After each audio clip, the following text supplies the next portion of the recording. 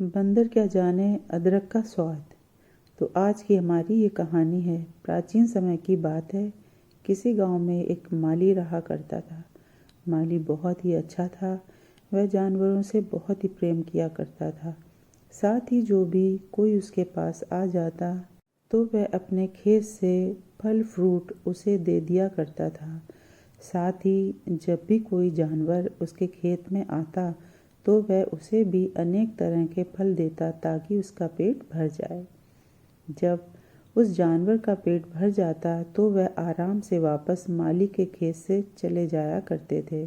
इस तरह से माली के खेत में भी जो पौधे लगे थे वह नष्ट नहीं होते थे। इसी तरह से एक बार की बात है, माली जिस गांव में रहता था उस गांव में एक बंदर आ गया। बंदर बहुत ही भूखा था। इस कारण से जब उसे माली के खेत में तरह तरह के फल दिखे तो वह उन्हें खाने के लिए उसके खेत में चला गया। तब माली एक पेड़ के नीचे आराम कर रहा था। वह बंदर भी उसी पेड़ के ऊपर जाकर बैठ गया। साथ ही वह कुछ फल तोड़कर खा रहा था।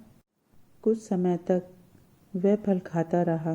तभी अचानक एक फल का टुकड़ा माली के मुंह पर जाकर गिर गया, जिसके कारण माली को पता चला कि उसके खेत में एक बंदर आ गया है।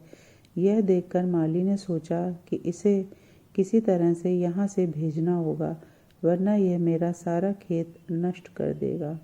तब माली ने सोचा कि क्यों ना इसका पेट भर दूं ताकि वह फिर आराम से अपने आप यहाँ से चला जाए।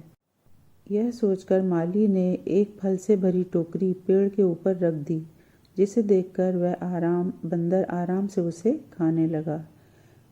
जब बंदर का पेट भर गया तो वह वहाँ से चला गया।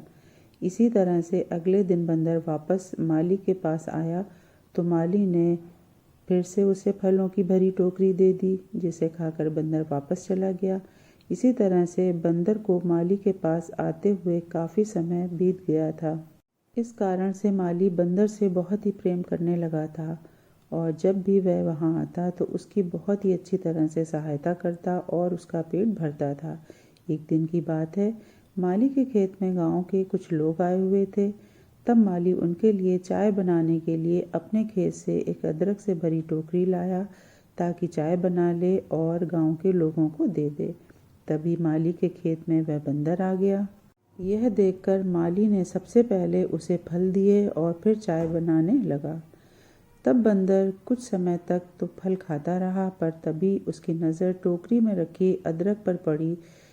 इस कारण से वह बंदर जल्दी से पेड़ से नीचे उतरकर कुछ अदरक लेकर पेड़ पर वापस चला गया। यह सब गांव के लोग देख रहे थे। तभी माली भी गांव के लोगों के लिए चाय लेकर आ गया था। तब गांव के लोगों ने माली से कहा कि बंदर अदरक लेकर चला गया। तब माली ने कहा कि कोई बात नहीं। इस तरह से फिर माली और गांव के लोग चाय पी रहे थे और बंदर को देख रहे थे।